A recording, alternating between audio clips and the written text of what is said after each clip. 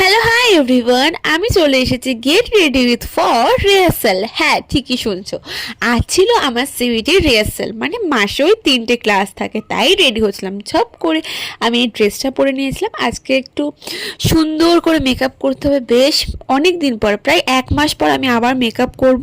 তাই প্রথমেই আমি এই টোনারটা ইউজ করছিলাম, কারণ আমার স্কিনের অবস্থা কিন্তু খুবই খারাপ হয়ে গেছে। সেই ছোটোবেলা থেকে পিম্পল হয়ে হয়ে আমি আর পিম্পল সারাতে পারছি না। আর তারপরে মোস্ট যেটা ইম্পর্টেন্ট সেটা হলো সানস্ক্রিন।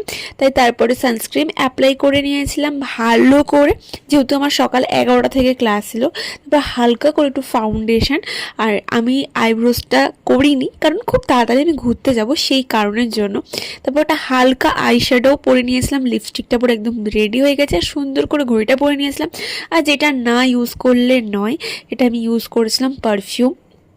এই পারফিউমটা আমার মোস্ট ফেভারিট একটা পারফিউম। তো চলো গাইস, আমি রেডি হয়ে গেছি। তো আজকের মতো টাটা। আমার ভিডিওটা কেমন লাগলো অবশ্যই জানিও।